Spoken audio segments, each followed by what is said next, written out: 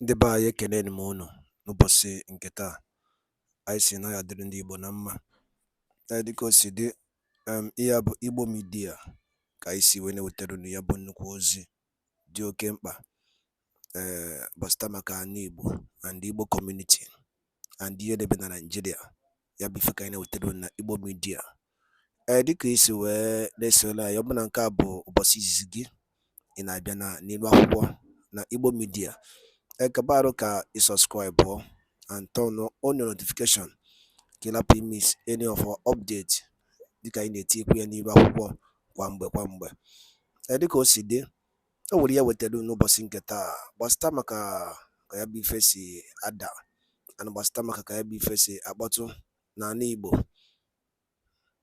Biko mma achọ ka ige ya bụ ife. Ihe a bụ Biafran Prime Minister MAZI Simon Ekpa. O nwere ife okwu n'ilu akwụkwọ mma achọ ka unu ga-esi ya bụ ife ọ na-adọrọpụrụ anyị ifu nche n'ilu akwụkwọ gbasịta maka ihe ndị a niile okwu. Alright, over to you, sir. If you had plans to, engage them and to get them into your fold, then following the 90th birthday of Gowon, where their leader, Peter Obi, went to hail and applaud the genocidists who killed a lot of Biafrans during the civil war between 1967 and 1970. Most of them were further disillusioned, and now they are roaming the media space like orphans. And I recall in most of your broadcasts, you said before you started this journey, you asked God to remove your heart. So my question is it that you're heartless to accept these orphans roaming the social media space, talking with no direction?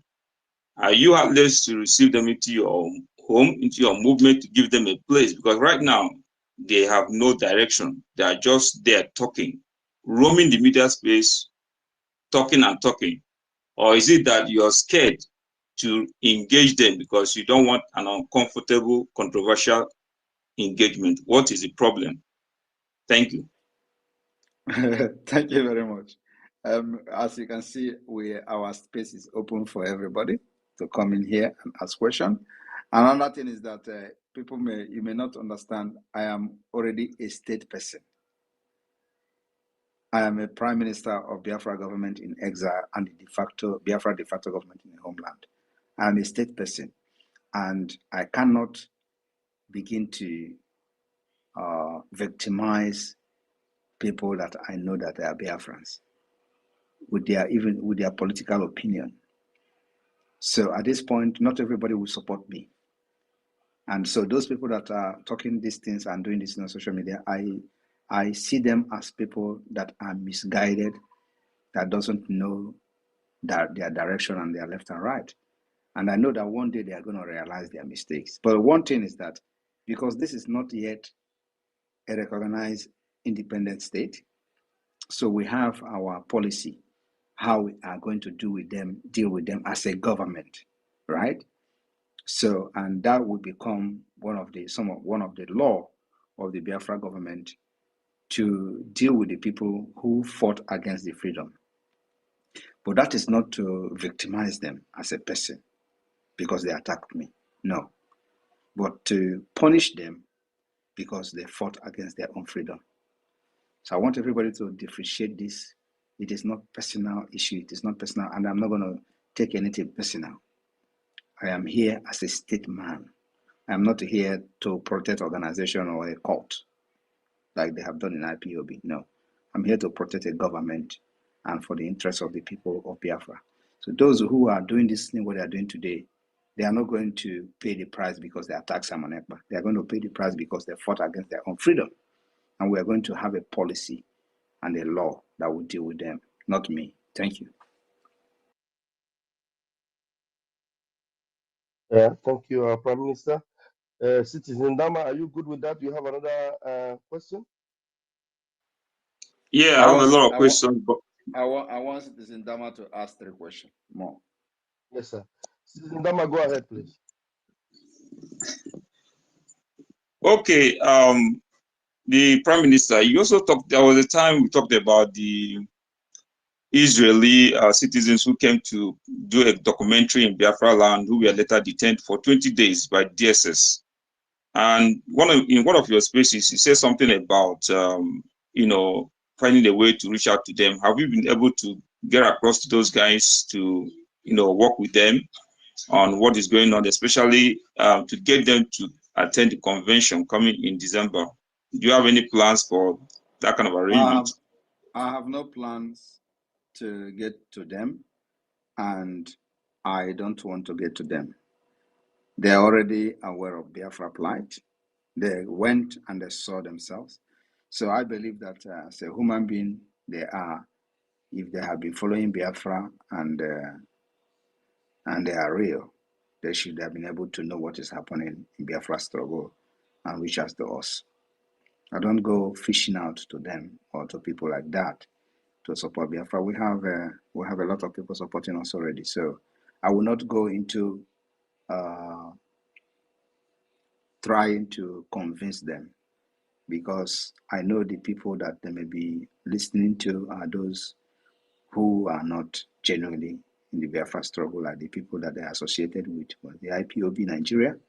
And I believe that if they're actually still interested in Biafra, they should be following what is going on at this point, and they should be able to know who is doing it right and who is doing it wrong. So I did not have any plan of reaching out to them, but that does not mean that my door is closed tomorrow. No, I'm focused on more different, completely different thing. Thank you.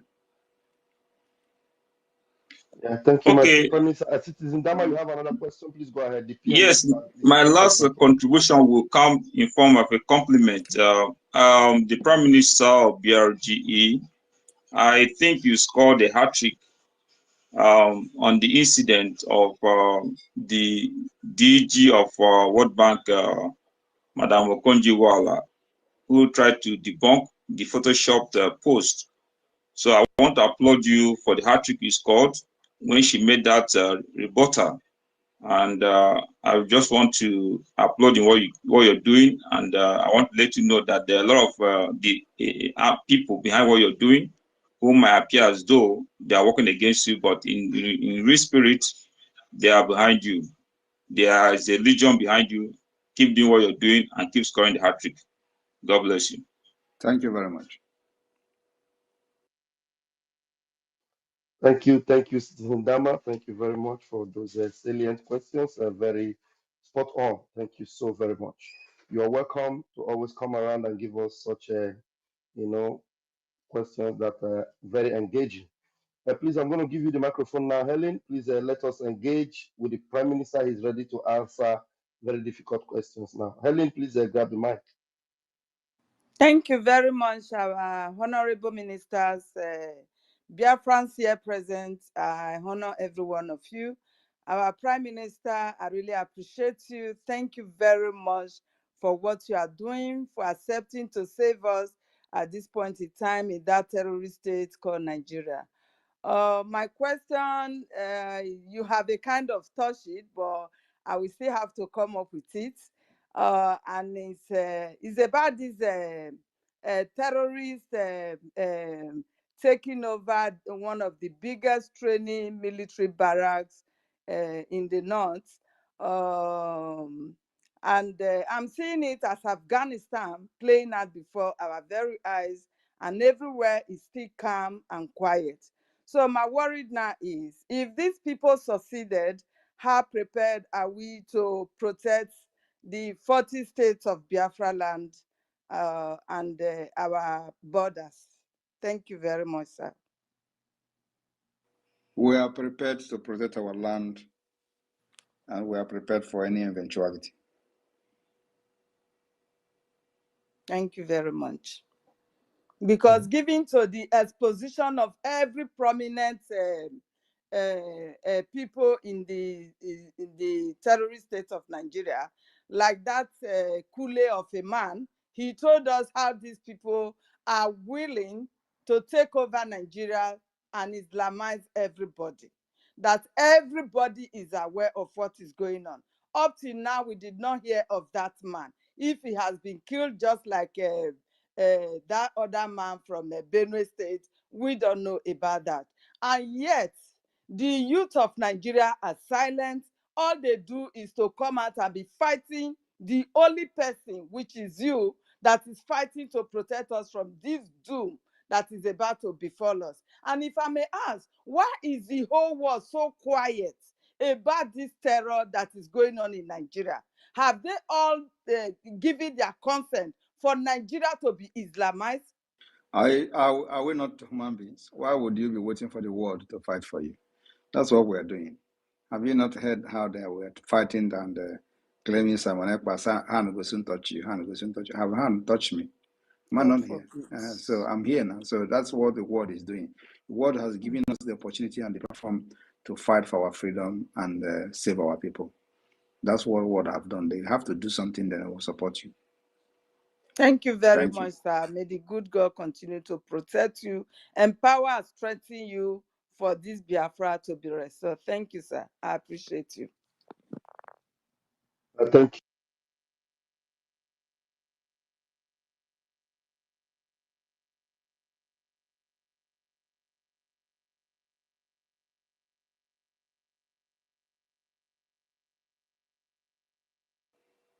I can't hear anything. Oh, well, I didn't know I've not unmuted myself. Please, I was saying before, I didn't know I wasn't unmuted. If you have not raised your hand, it means you are not ready to ask any question. Please raise your hand for you to be called upon. I have Amara. Amara Obilo, please unmute yourself and ask your question. Thank you. Thank you, Mr. Raphael. I appreciate everyone on the space, and thank you guys for being so organized. And for the Prime Minister, greetings to you and to every Biafran here present. My name is Amara Obilo. I'm from Imo State, and this is my first time of giving a mic here on your space. And I'm going to ask a couple of questions. Permit me to call to mind our fallen heroes, my respect to those who lost their lives during the war. And I'm glad we are recognizing who we are, and it's an opportunity to embrace our destiny. And our destiny is to restore our freedom and to know where we belong. I was lost in the wilderness until I found a voice called MAZI Namdekad. Preceding that is your eminent voice. I appreciate you, and we will continue in all effort to ensure that the truth is told and the right things are done, because we know who we are fighting. We're fighting people who are heartless, who do not consider whatever it is that is humanity, which is what we stand as Igbos and Biafrans. They will only manipulate and do things that are awful. People that are sitting on the fence, gather close, come together. I think it's high time we listen. And if you don't gather now, for those of us sitting on the fence, the train might leave you behind. And you coming to impose yourself on people will no longer be tolerated. And this goes to my PM. The first question is going on rounds on social media. The questions around sit at home is burning, and this has raised a lot of people around hosting spaces and saying all sorts of things, and ranging from, oh, Simon Ekpa has been killing our people. Oh, Simon Ekpa has destroyed the economy of Southeast. Oh, Simon Ekpa has not invested in that land. Oh, Simon Ekpa is not saving the lives of people through implementing or contributing to the infrastructural development of the Southeast and other regions, so people who have ethnic stock, the Igbo, so to speak. And then my question to you as regards that is, using the media, what is the plan to ensure that we continue to put out there the authenticity of what is happening in the Southeast. So people like them going about hosting spaces will be giving this evidence, and so they will shut up, because I'm beginning to get really irritated by what they do. And it's not my fault. This is who we are. Igbos don't like it when it's not truthful. Thank you very much. The way is to continue to set up space and debunk them if you have the time. But if you don't have the time, my own is that, one thing is that left for me, we don't have time for those people. But if you have the time, you set up a space, debunk them. The media team will always be there, especially myself. If I come across any space that is debunking them, I will always share and try to encourage whoever that is hosting the space. But one thing you have to know is that these are the things that you are going to face in a struggle like this. The question you should be asking them, where were Southeast before Simon Ekpa came on board? That is the question. What was going on in the Southeast before Simon Ekpa came on board? Always ask them that question. And of course, because they are stupid, they will not even address that question if you ask them. They will start blabbing. But always continue to hammer and make sure they address that question first. Ask them, what was Southeast like before Simon Ekpa? And just like now I'm asking you this question now, you can think about it yourself. What was Southeast like before 2019? Is there any federal project that the Biafra struggle has stopped? I'm asking you. None, sir. The second Niger Bridge was mounted and it's completed. Is there any federal road project or any railway project that Biafra Liberation Army has bombed the railway project? Not at all. So what is the problem? What was Southeast? What was the federal government doing in Southeast before Biafra, before Simon Ekpa came on board? Because now it's not about Biafra, it's about Simon Ekpa. That economy of the Southeast that they tell you Simon Ekpa is destroying economy. What was the economy of the Southeast? The effect of the economy, so-called economy of the Southeast before 2019, before Simon Ekpa came and joined the Biafra struggle. What was the effect of the Nigeria economy in the Southeast, or the effect on Biafra people, on IGBO in the Southeast?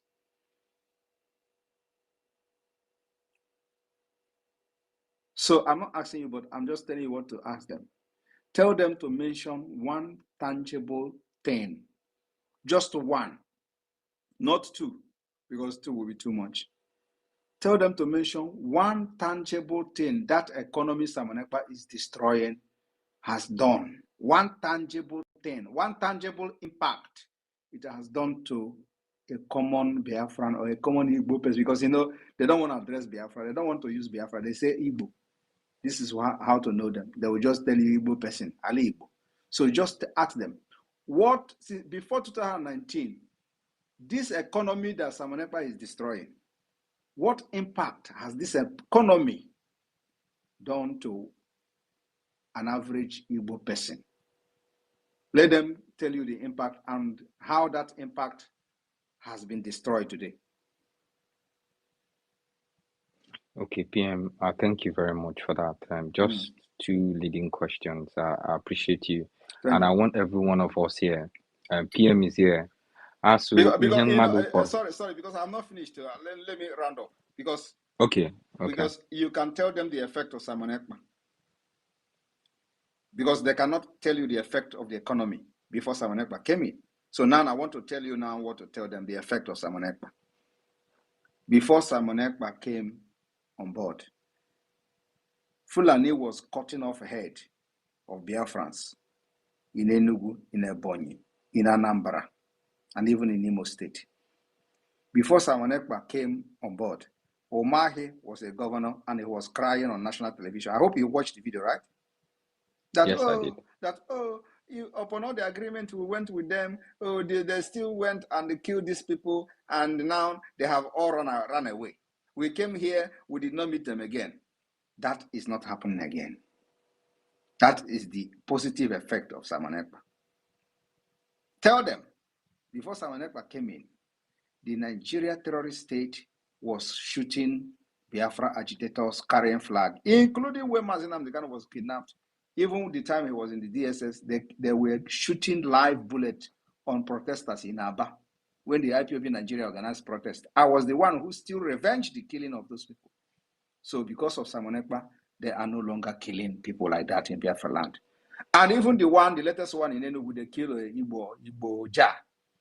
For the very first time, they swing into action. A policeman was arrested. They were sharing the video, the picture of him being tried, being carried to the court. All those things are on social. It has never happened before. Tell them that is the effect of Simon Ekpa. Tell them also that Simon Ekpa have demand under this government where Simon Ekpa is leading. Simon Ekpa have closed the entire nonsense judiciary of Nigeria federal government in the southeast in Biafra land, because the only thing they have done is to bring anarchy, injustice, criminality. And by ekenekwe ni munu kunu sinesela na Igbo media bụ ebe anyị si wetara na ya bụ ozi dị oke mkpa gbasara maka ya bụ ife Biafran Prime Minister kwuru n'elu akwụkwọ n'ụbọchị uhuruchi nke taa.